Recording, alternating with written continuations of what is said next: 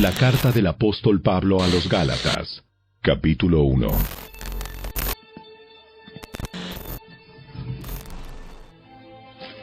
Les escribo, yo, el apóstol Pablo. No fui nombrado apóstol por ningún grupo de personas, ni por ninguna autoridad humana, sino por Jesucristo mismo, y por Dios Padre, quien levantó a Jesús de los muertos.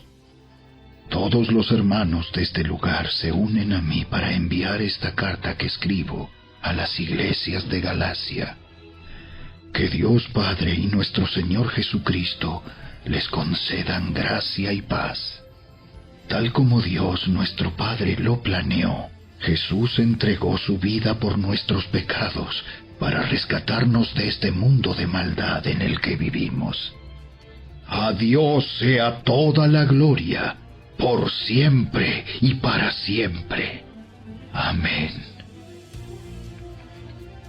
Me escandaliza que ustedes estén apartándose tan pronto de Dios, quien los llamó a sí mismo por medio de la amorosa misericordia de Cristo.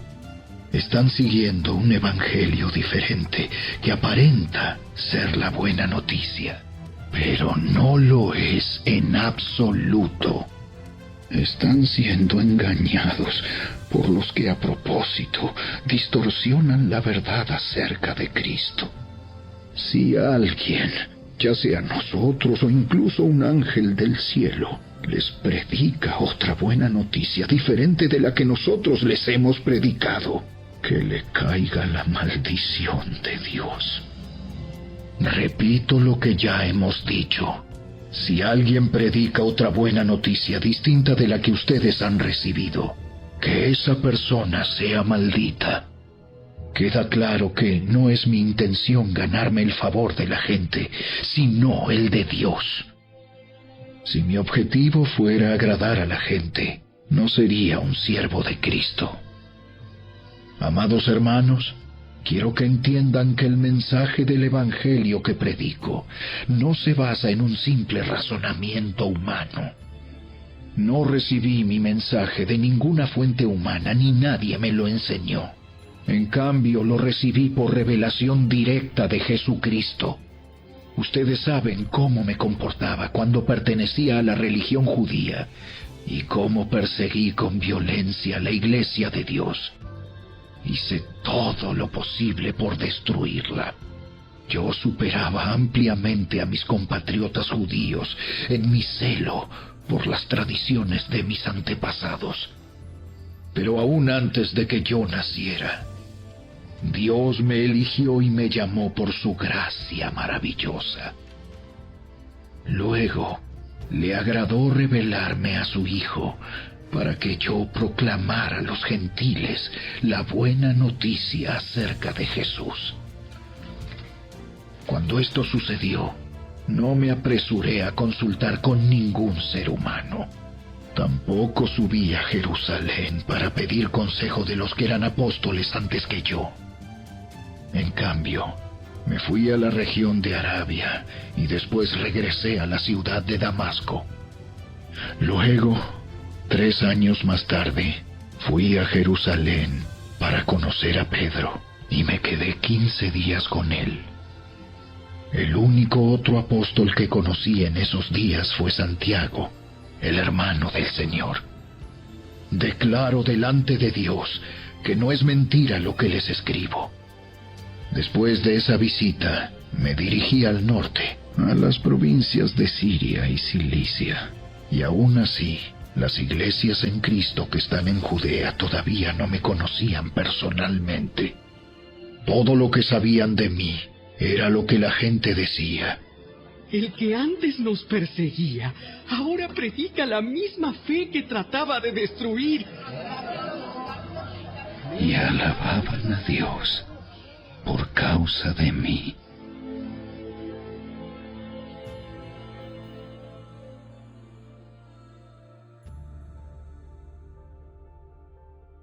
Capítulo 2.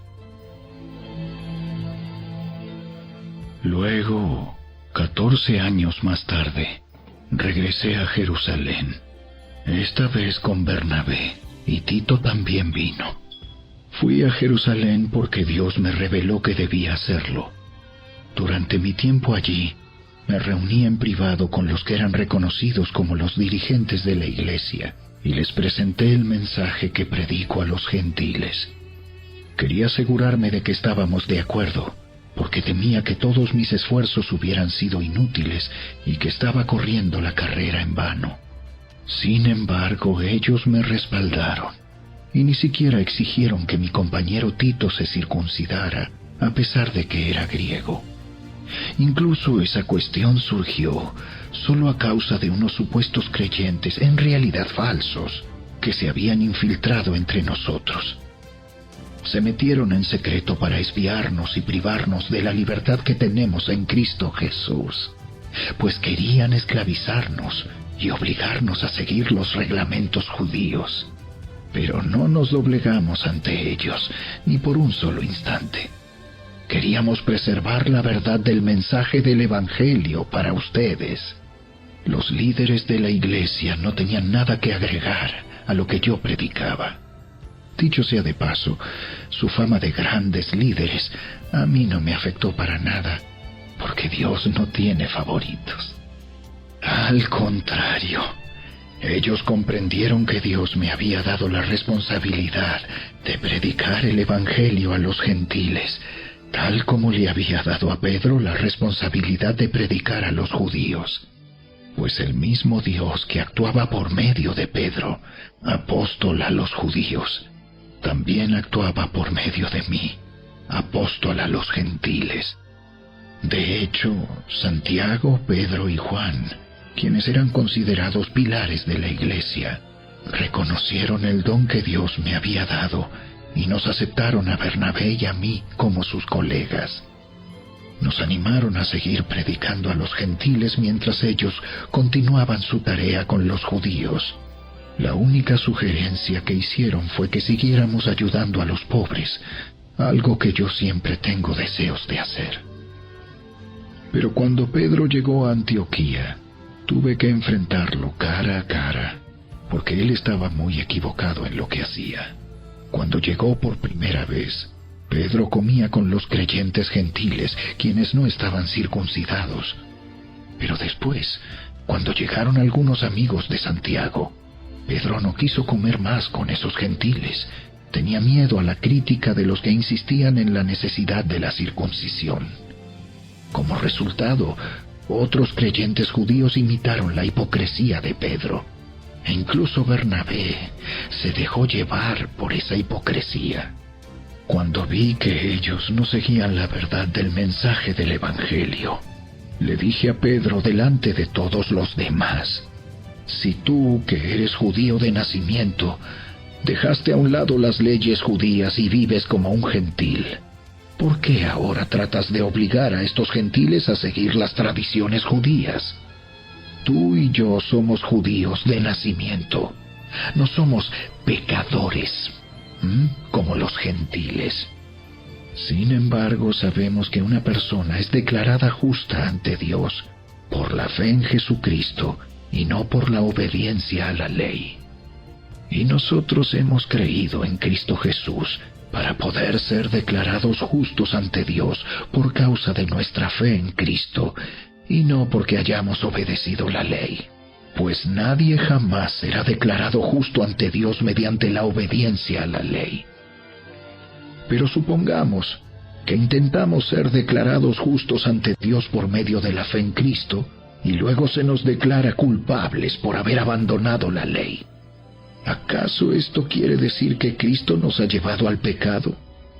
Por supuesto que no. Más bien, soy un pecador si vuelvo a construir el viejo sistema de la ley que ya eché abajo. Pues cuando intenté obedecer la ley misma me condenó. Así que morí a la ley.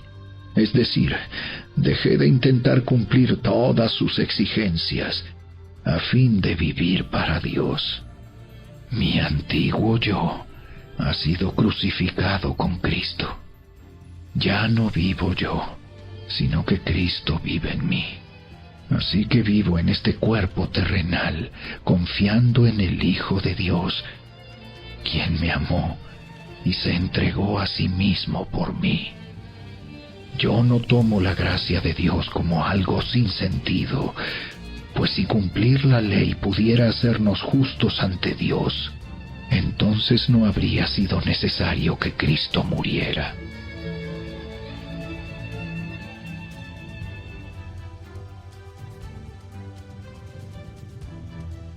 Capítulo 3. ¡Ay, Gálatas tontos! ¿Quién los ha hechizado? Pues el significado de la muerte de Jesucristo se les explicó con tanta claridad, como si lo hubieran visto morir en la cruz. Déjenme hacerles una pregunta. ¿Recibieron al Espíritu Santo por obedecer la ley de Moisés? Claro que no. Recibieron al Espíritu porque creyeron el mensaje que escucharon acerca de Cristo. ¿Será posible que sean tan tontos después de haber comenzado su nueva vida en el Espíritu? ¿Por qué ahora tratan de ser perfectos mediante sus propios esfuerzos? ¿Acaso han pasado por tantas experiencias en vano? No puede ser que no les hayan servido para nada. Vuelvo a preguntarles, ¿acaso Dios les da al Espíritu Santo y hace milagros entre ustedes porque obedecen la ley? Por supuesto que no. Es porque creen el mensaje que oyeron acerca de Cristo. Del mismo modo, Abraham le creyó a Dios y Dios lo consideró justo debido a su fe. Así que los verdaderos hijos de Abraham son los que ponen su fe en Dios. Es más, las Escrituras previeron este tiempo en el que Dios declararía justos a los gentiles por causa de su fe. Dios anunció esa buena noticia a Abraham hace tiempo, cuando le dijo: todas las naciones serán bendecidas por medio de ti. Así que todos los que ponen su fe en Cristo participan de la misma bendición que recibió Abraham por causa de su fe. Sin embargo, los que dependen de la ley para hacerse justos ante Dios están bajo la maldición de Dios. Porque las Escrituras dicen: maldito es todo el que no cumple ni obedece cada uno de los mandatos que están escritos en el libro de la ley de Dios. Queda claro, entonces, que nadie puede hacerse justo ante Dios por tratar de cumplir la ley, ya que las Escrituras dicen: es por medio de la fe que el justo tiene vida. El camino de la fe es muy diferente del camino de la ley, que dice: es mediante la obediencia a la ley que una persona tiene vida. Pero Cristo nos ha rescatado de la maldición dictada en la ley. Cuando fue colgado en la cruz, cargó sobre sí la maldición de nuestras fechorías. Pues está escrito: maldito todo el que es colgado en un madero. Mediante Cristo Jesús, Dios bendijo a los gentiles con la misma bendición que le prometió a Abraham, a fin de que los creyentes pudiéramos recibir por medio de la fe al Espíritu Santo prometido. Amados hermanos, el siguiente es un ejemplo de la vida diaria. Así como nadie puede anular ni modificar un acuerdo irrevocable, tampoco en este caso. Dios ha dado las promesas a Abraham y a su hijo. Y noten que la Escritura no dice a sus hijos, como si significara muchos descendientes. Más bien dice a su Hijo. Y eso sin duda se refiere a Cristo. Lo que trato de decir es lo siguiente: el acuerdo que Dios hizo con Abraham no podía anularse 430 años más tarde, cuando Dios le dio la ley a Moisés, porque Dios estaría rompiendo su promesa Pues si fuera posible recibir la herencia por cumplir la ley, entonces esa herencia ya no sería el resultado de aceptar la promesa de Dios. Pero Dios, por su gracia, se la concedió a Abraham mediante una promesa. Entonces, ¿para qué se entregó la ley? Fue añadida a la promesa para mostrarle a la gente sus pecados. Pero la intención era que la ley durara solo hasta la llegada del Hijo prometido. Por medio de ángeles, Dios entregó su ley a Moisés, quien hizo de mediador entre Dios y el pueblo. Ahora bien, un mediador es de ayuda si dos o más partes tienen que llegar a un acuerdo. Pero Dios, quien es uno solo, no usó ningún mediador cuando le dio la promesa a Abraham. ¿Hay algún conflicto entonces entre la ley de Dios y las promesas de Dios?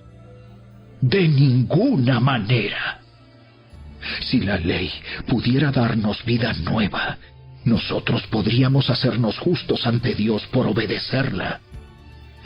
Pero las Escrituras declaran que todos somos prisioneros del pecado. Así que recibimos la promesa de libertad que Dios hizo únicamente por creer en Jesucristo. Antes de que se nos abriera el camino de la fe en Cristo, estábamos vigilados por la ley. Nos mantuvo en custodia protectora, por así decirlo, hasta que fuera revelado el camino de la fe. Dicho de otra manera, la ley fue nuestra tutora hasta que vino Cristo. Nos protegió hasta que se nos declarara justos ante Dios por medio de la fe.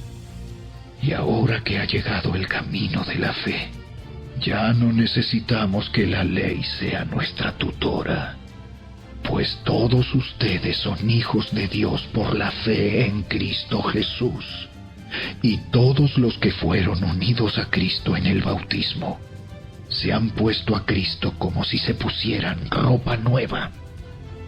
Ya no hay judío ni gentil, esclavo ni libre, hombre ni mujer, porque todos ustedes son uno en Cristo Jesús. Y ahora que pertenecen a Cristo, son verdaderos hijos de Abraham, son sus herederos, y la promesa de Dios a Abraham les pertenece a ustedes.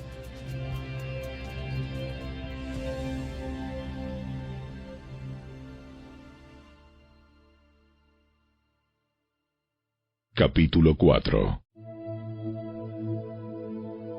Piénsenlo de la siguiente manera. Si un padre muere y deja una herencia a sus hijos pequeños, esos niños no están en mejor situación que los esclavos hasta que se hagan mayores de edad, aunque son los verdaderos dueños de todas las posesiones de su padre. Tienen que obedecer a sus tutores hasta que cumplan la edad establecida por su padre. Eso mismo sucedía con nosotros antes de que viniera Cristo. Éramos como niños. Éramos esclavos de los principios espirituales básicos de este mundo. Sin embargo, cuando se cumplió el tiempo establecido, Dios envió a su Hijo, nacido de una mujer y sujeto a la ley. Dios lo envió para que comprara la libertad de los que éramos esclavos de la ley, a fin de poder adoptarnos como sus propios hijos. Y debido a que somos sus hijos, Dios envió al Espíritu de su Hijo a nuestro corazón, el cual nos impulsa a exclamar: Abba, Padre. Ahora ya no eres un esclavo, sino un hijo de Dios. Y como eres su hijo, Dios te ha hecho su heredero. Antes de conocer a Dios, ustedes los gentiles eran esclavos de los llamados dioses que ni siquiera existen. Así que ahora que conocen a Dios, o mejor dicho, ahora que Dios los conoce a ustedes, ¿Por qué quieren retroceder y convertirse otra vez en esclavos de los débiles e inútiles principios espirituales de este mundo? Pretenden ganarse el favor de Dios al cumplir con ciertos días o meses, estaciones o años. Temo por ustedes. Quizá todo el arduo trabajo que hice entre ustedes fue en vano. Amados hermanos, les ruego que vivan como yo, libres de esas cosas. Pues yo llegué a ser como ustedes, los gentiles, libre de esas leyes. Ustedes no me trataron mal cuando les prediqué por primera vez. Sin duda, recordarán que yo estaba enfermo la primera vez que les llevé la buena noticia. Aunque mi condición los tentaba a no aceptarme, ustedes no me despreciaron ni me rechazaron. Todo lo contrario, me recibieron y me cuidaron como si yo fuera un ángel de Dios o incluso el mismo Cristo Jesús. ¿Dónde ha ido a parar el espíritu de alegría y de gratitud que antes tenían? Estoy seguro de que ustedes se hubieran arrancado los propios ojos para dármelos de haber sido posible. ¿Acaso ahora me volví su enemigo porque les digo la verdad? Esos falsos maestros están muy ansiosos de ganarse el favor de ustedes, pero sus intenciones no son nada buenas. Lo que quieren es aislarlos de mí para que ustedes solo les presten atención a ellos. Si alguien quiere hacer cosas buenas por ustedes, no hay ningún problema, pero que lo haga en todo tiempo, no solo cuando estoy con ustedes. Oh, mis hijos queridos,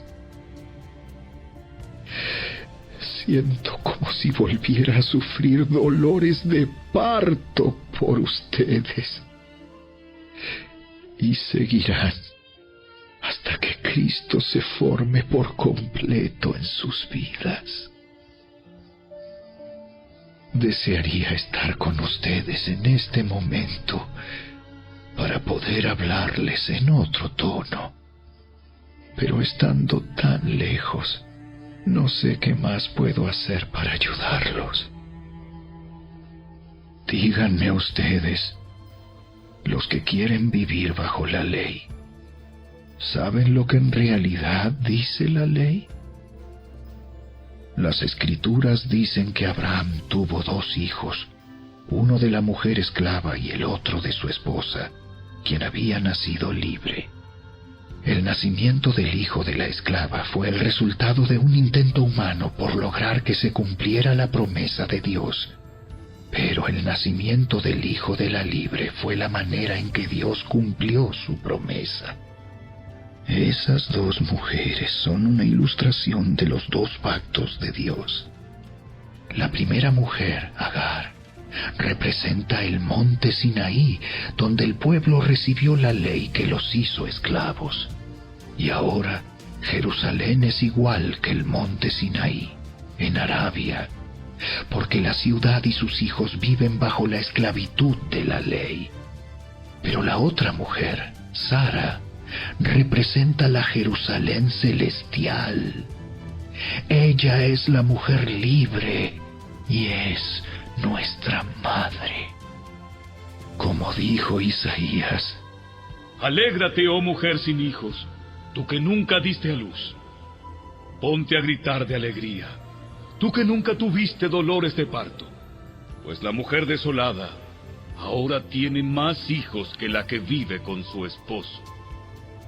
Y ustedes, amados hermanos, son hijos de la promesa igual que Isaac, pero ahora son perseguidos por los que quieren que cumplan la ley, tal como Ismael, el hijo que nació del esfuerzo humano, persiguió a Isaac el Hijo que nació por el poder del Espíritu. Pero ¿qué dicen las Escrituras al respecto? Echa fuera a la esclava y a su hijo, porque el hijo de la mujer esclava no compartirá la herencia del hijo de la mujer libre. Así que, amados hermanos, no somos hijos de la mujer esclava, somos hijos de la mujer libre.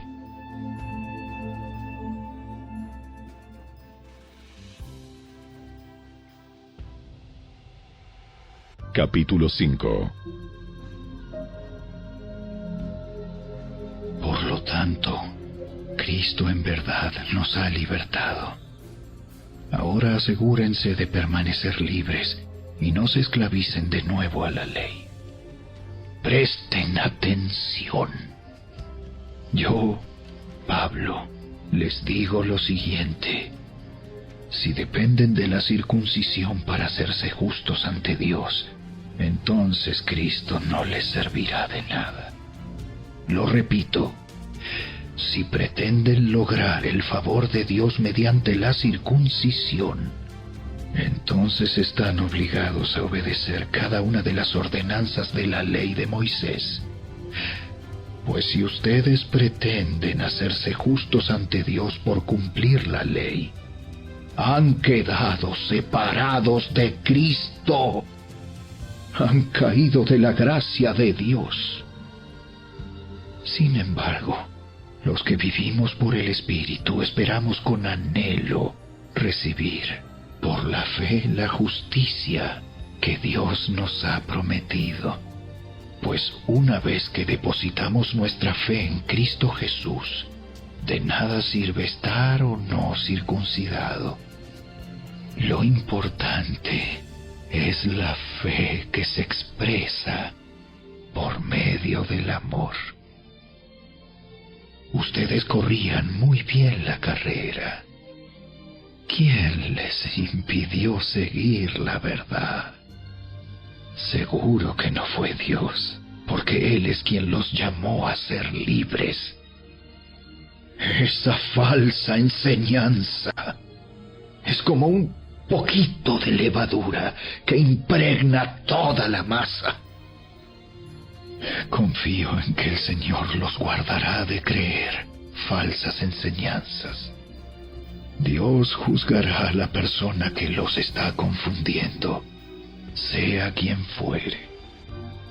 Amados hermanos, si yo todavía predicara que ustedes deben circuncidarse, como algunos dicen que hago, ¿por qué entonces aún se me persigue? Si ya no predicara que la salvación es por medio de la cruz de Cristo, nadie se ofendería. Ah, cómo me gustaría que esos perturbadores que quieren mutilarlos a ustedes mediante la circuncisión se mutilaran ellos mismos. Pues ustedes, mis hermanos, han sido llamados a vivir en libertad. Pero no usen esa libertad para satisfacer los deseos de la naturaleza pecaminosa. Al contrario, usen la libertad para servirse unos a otros por amor. Pues toda la ley puede resumirse en un solo mandato: ama a tu prójimo como a ti mismo. Pero si están siempre mordiéndose y devorándose unos a otros, tengan cuidado. Corren peligro de destruirse unos a otros.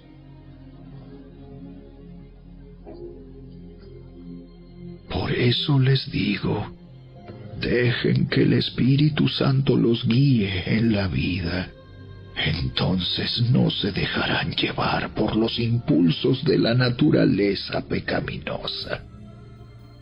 La naturaleza pecaminosa desea hacer el mal, que es precisamente lo contrario de lo que quiere el Espíritu.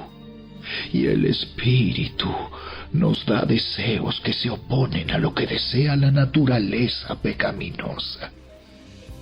Estas dos fuerzas luchan constantemente entre sí. Entonces ustedes no son libres para llevar a cabo sus buenas intenciones. Pero cuando el Espíritu los guía, ya no están obligados a cumplir la ley de Moisés. Cuando ustedes siguen los deseos de la naturaleza pecaminosa, los resultados son más que claros. Inmoralidad sexual, impureza, pasiones sensuales, idolatría, hechicería, hostilidad, peleas, celos, arrebatos de furia, ambición egoísta, discordias, divisiones, envidia, borracheras, fiestas desenfrenadas y otros pecados parecidos. Permítanme repetirles lo que les dije antes. Cualquiera que lleve esa clase de vida no heredará el reino de Dios. En cambio, la clase de fruto que el Espíritu Santo produce en nuestra vida es amor, alegría, paz, paciencia, gentileza, bondad, fidelidad, humildad y control propio. No existen leyes contra esas cosas. Los que pertenecen a Cristo Jesús han clavado en la cruz las pasiones y los deseos de la naturaleza pecaminosa y los han crucificado allí. Ya que vivimos por el Espíritu, sigamos la guía del Espíritu en cada aspecto de nuestra vida. No nos hagamos vanidosos, ni nos provoquemos unos a otros, ni tengamos envidia unos de otros.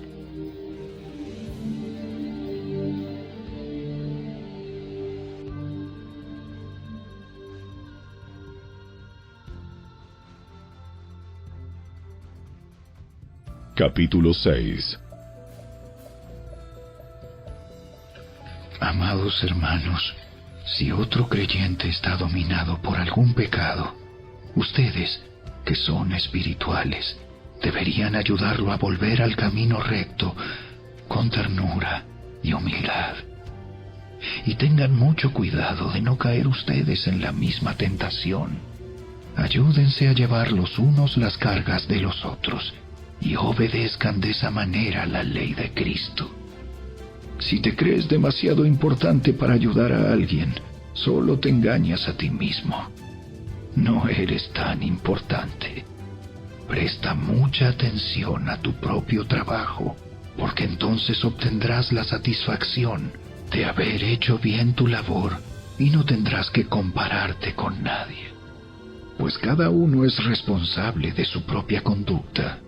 Los que reciben enseñanza de la palabra de Dios deberían proveer a las necesidades de sus maestros, compartiendo todas las cosas buenas con ellos. No se dejen engañar. Nadie puede burlarse de la justicia de Dios. Siempre se cosecha lo que se siembra. Los que viven solo para satisfacer los deseos de su propia naturaleza pecaminosa cosecharán de esa naturaleza destrucción y muerte. Pero los que viven para agradar al Espíritu, del Espíritu, cosecharán vida eterna. Así que no nos cansemos de hacer el bien. A su debido tiempo cosecharemos numerosas bendiciones si no nos damos por vencidos. Por lo tanto, siempre que tengamos la oportunidad, hagamos el bien a todos, en especial a los de la familia de la fe. Fíjense que uso letras grandes para escribirles de mi propio puño y letra estas últimas palabras. Los que tratan de obligarlos a circuncidarse lo hacen para quedar bien con otros. No quieren ser perseguidos por enseñar que solo la cruz de Cristo salva. Ni siquiera los que luchan a favor de la circuncisión cumplen toda la ley. Solo quieren que ustedes se circunciden para poder jactarse de ello y decir a todos que ustedes son sus discípulos. En cuanto a mí, que nunca me jacte de otra cosa que no sea la cruz de nuestro Señor Jesucristo. Debido a esa cruz, mi interés por este mundo fue crucificado, y el interés del mundo por mí también ha muerto. No importa si fuimos o no circuncidados, lo importante es que hayamos sido transformados en una creación nueva. Que la paz y la misericordia de Dios sean con todos los que viven según ese principio. Ellos son el nuevo pueblo de Dios.